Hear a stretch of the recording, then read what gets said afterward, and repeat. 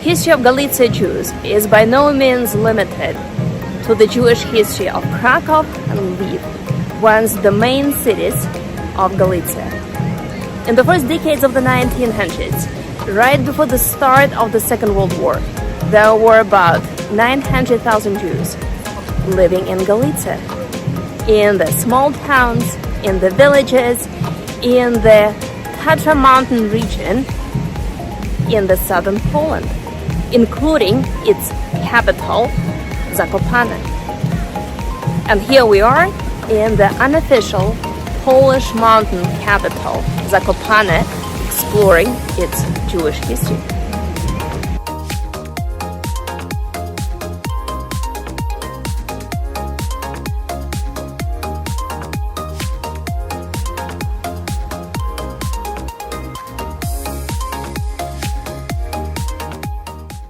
We are inside the Stamary Hotel, one of the oldest and most posh hotels in Zakopane, with a very interesting history. During the first few months after the occupation of Poland, Nazis established in this hotel the Sipo-SD school. The purpose of the school was to train torturers and executioners.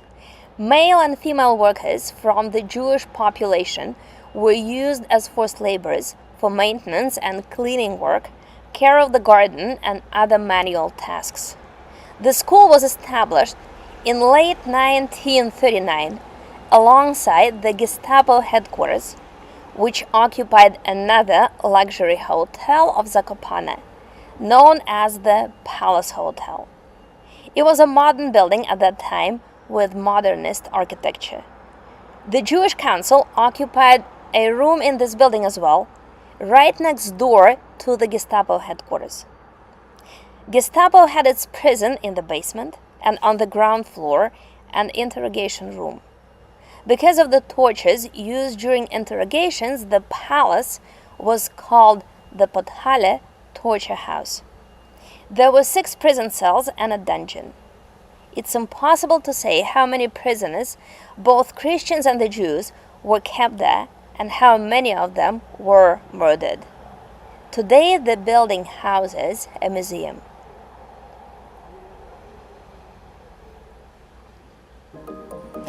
The Jews settled in Zakopane in the middle of the 19th century. According to the city census, in 1848, there were about 2,500 Polish Catholics in Zakopane, 4 Lutherans, and 15 Jews. And the local Jews were very secular and emancipated. Zakopane received the status of the resort around that time. The railroad was built to connect it with Krakow proper. All this led to the economic growth of the city and resulted in the drastic growth of the local Jewish community. As a result, in 1900 there were 198 Jews in Zakopane, and some 20 years later, 533.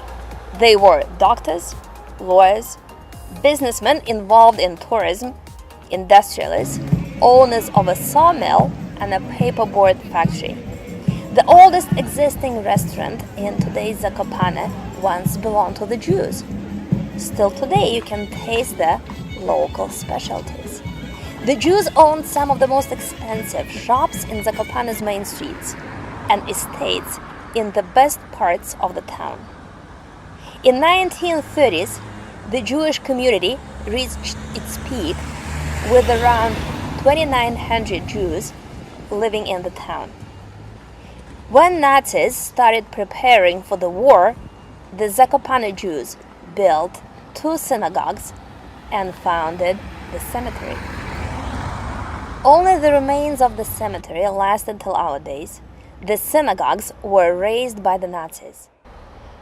Located 3,000 feet above the sea level, the cemetery today is a protected site. The memorial to the murdered by the Nazi Jews has been put there quite recently.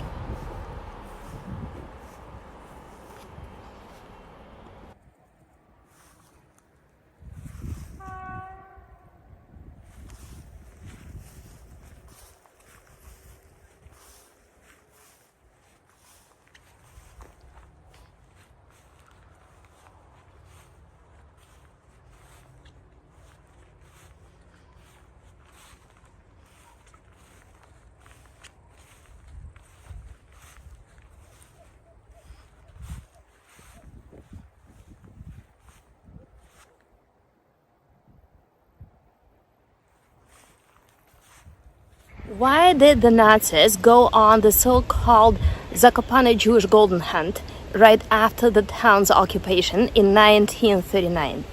Where was the Jewish ghetto in Zakopane? Finally, why did the staff of the Jewish orphanage opened in Zakopane in 1945 had to leave together with their children for France? Join our Jewish Zakopane tour to explore fascinating yet quite sobering history of the Zakopane Jews.